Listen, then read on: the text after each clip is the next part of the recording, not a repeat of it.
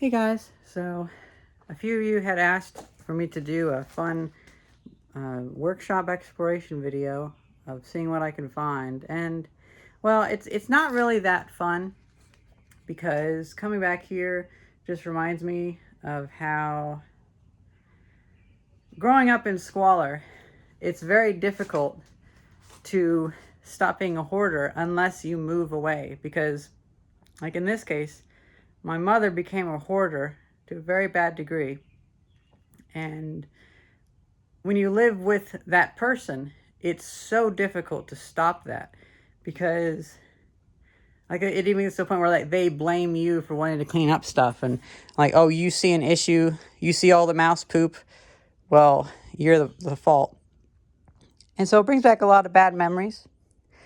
And also, a lot of this stuff isn't stuff that I necessarily wanted to keep. It's stuff that I wanted to save because I saw it going in the trash because it wasn't appreciated. And I wanted to pass it along. And now I'm in a good position because I did what I could while living here. Now, unfortunately, cats got in. They kicked all the bricks in. I had to move them back. I had to move like 100 bricks. So hopefully the cats won't come in again. But the cats just... Wild cats have an ability to just churn things upside down. My records are all bent. You know, it's like every day I come here, I'm like emotionally distraught because I see all the stuff that I had stacked it up for use just falling down. Another thing, though, you have to remember, this workshop is actually really tiny. It is actually really, really tiny. It's funny. Every time somebody comes here, they're like, wow, I didn't realize it was this small. So me trying to do metalworking, woodworking, all this kind of stuff in here, it just wasn't going to work. And so it's complicated. It's complicated because right now, a lot of the stuff that I had in storage, it was getting damaged. So I moved it here, hoping that it would be safe. And what would you know? It starts getting damaged here as well. And there's some issues where, like last year, my mother promised, and even Thais was there. She can verbally attest to it. She promised she would look after all my things. I come back here and there's poop on things. I had to throw away things. I had Apple prototypes. I had stuff like documents and stuff that I kept, and I had to burn it all because it was just incredible. For some reason, they picked that box, and I had to throw away a Final Fantasy 13 like thing. It was a Xbox 360 box because mice just infest, like, oh my man, mice got so bad in the house once I left. I didn't realize I was the only bastion against the mice. I had bought them new electric mouse traps. She said she'd check them. I come back, the batteries have died, and then there's dead mice just exploding, and then the ants had like pulled all the hair out. And so all those mouse traps are bad. That was last year. This year, she said she would look after the workshop, but a lot of my stuff had obvious water leaks on it. There was cat marks everywhere. Everything was churned up. I've been going through. I've thrown away a lot of stuff, and it's easier to throw away things when I'm away. And some people say, like my dad said, it helps to have somebody else there to throw away for you. That's not the case for me because I have a plan for everything. I actually do. That's the other thing. I know where everything is. Somehow I actually do know where everything is. And so it's not like I just don't know what it is. I just have so many things going on. What I needed to do was I needed to just move it. I should have built this workshop someplace else to where it wasn't in the domain of my mother, because it didn't allow for me to improve as a person and grow past that. And I think me moving out, maybe it helped her improve, because maybe she got fixated on being upset at me trying to clean up and didn't, like, I was somehow inhibiting her from improving, even though I was trying to clean up. You know, families, they do that sometimes. And I have so many hopes and wishes. And now here's the thing too, like, if I just stay true to the course, then there's going to be a lot of great things from this. These TVs, I've been selling these TVs like crazy. And now in Philadelphia, anytime I see one of those TVs, I put it on Craigslist, 30, 40, 50, $60, depending on wood grain, age, usability. And I've started becoming like a little bit of a dealer of vintage televisions. And it makes me think, gosh, even for that, all these old like 1960s TVs, I'm kind of sitting on a gold mine now. And I want to, not a gold mine like I want to save it and wait and hold on money. I'm not like a Boolean seller. I don't like holding on things that have value. I want to get them gone. If somebody wants to just do something where they don't throw it away, they get to keep it. Like I have all these computer systems.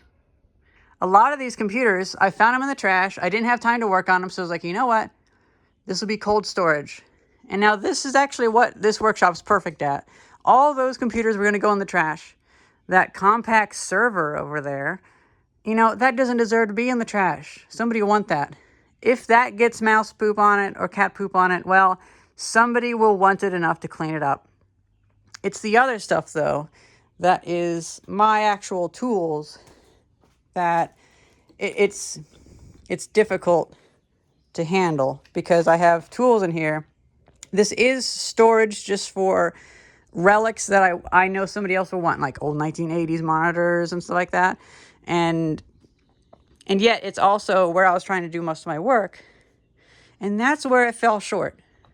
That is where it fell short. Because if I had my own home, that was the other issue. Like, the room I was living in was like 9 feet by 9 feet. It was so small.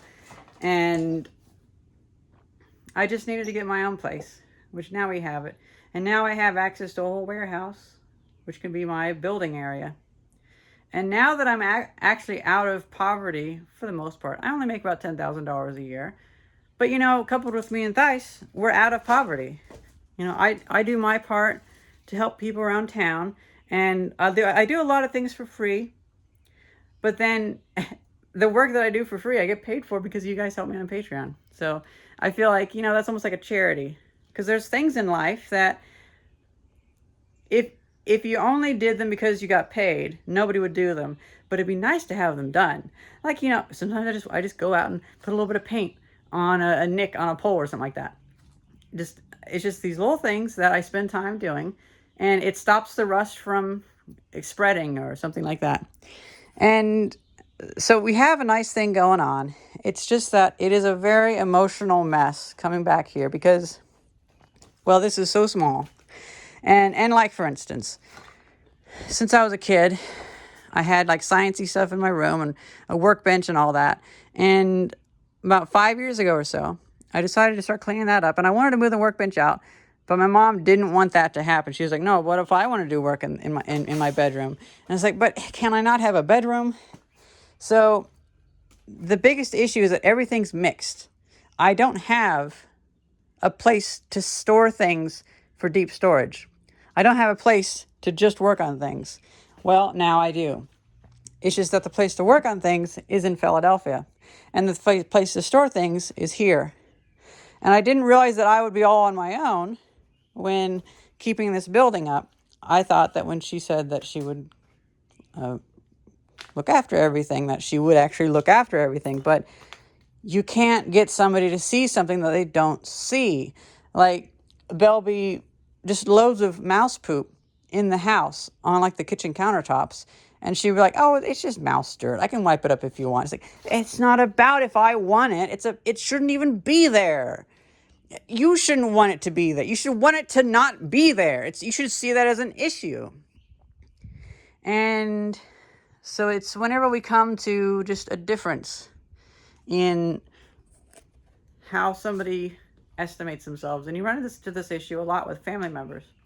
Like, for instance, Thais has a family member who she wanted a really big car, and she wanted to park it in the middle of the driveway, blocking everybody else's car. And everybody else was like, well, what happens if we need to go to the hospital or need to go shopping? How are we going to get past your car? And she was like, oh, it's fine. I'll just move it. But then, what do you know? She gets the big car. I think it was like a Hummer or something like that. Some big car. And first thing, they need to go to the doctor real quick. Because, they're getting older. And because her relatives are getting older. And then, what do you know? She's the person who wanted the car and said if it was a problem, they'd move it. They're like, I'm busy. Here, take the keys. You move it. Oh, now it's my problem because you couldn't properly estimate. You couldn't see the issues coming. And that's kind of related. It's how the negligence of being aware can make it where you shouldn't trust family members too much. I don't know if that's really appropriate for me to say, but it is something that bothers me. And so, now another thing that complicates things is that the 1925 house restoration is going on along smoothly. And I'm going to be having to move all my stuff out. I threw away a good amount of things. We're moving a bunch of books to Philadelphia. And since I moved a lot of things out of the workshop in the past few years, I'm able to move those TVs and things that I found. These are originally at the 1925 house. It's all this good stuff. That it's not stuff that I want around me, but it's stuff that should exist. Because somebody will want me to digitize that Hitachi manual or catalog or the Daytel or the Intel memory one or all these books that I have. I have like 30 books about repairing home audio systems and TVs and stuff. And then old TVs. So I've found myself in a good position now where I can just work with this really well. But for a time, it was not fun. Building this workshop was the most excruciating thing I had done in a long while. It's the biggest thing I ever built. And to be stuck in it felt stuck. And I wasn't able to improve. So even though I'm in a better spot now, coming back here, I feel like I'm just all these bad feelings come back. And so that's why, yesterday, I was restoring tools. I took stuff to my dad's workshop. I'm laying them out. I'm cleaning them, getting them ready to go. And I had fun with that. But it's just coming back here and seeing how things keep changing, because cats keep pooping on things and whatnot, is, it's just a lot to take in. It's just a lot. Because it's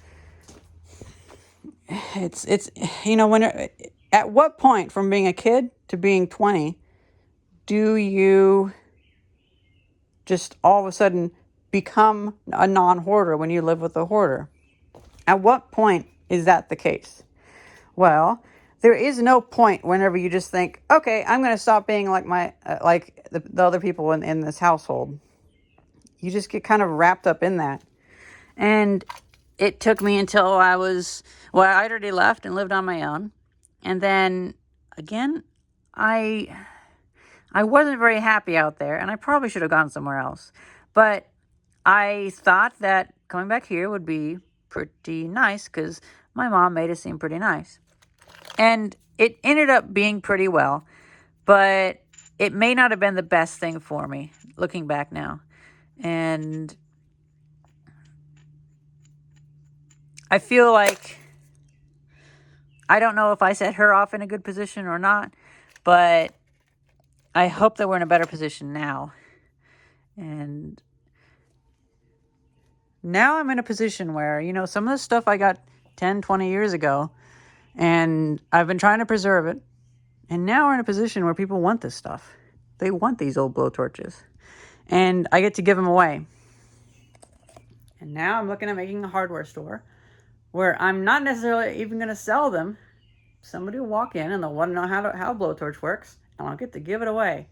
And I'll fund it all just by doing my restorations and stuff like that. And, if they seem like they could afford to pay for it, then I'll charge them for it. But, I do like that I went through it, and we did find ourselves in a good position after all. It's just I have only 2 more days until we leave for Philadelphia, and I need to continue cleaning up.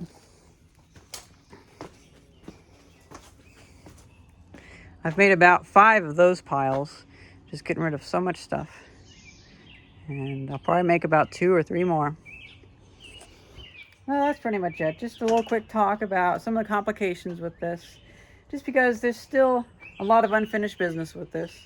And maybe in the future it'll be easier to deal with. But for now, it's just complicated. And I hope you understand.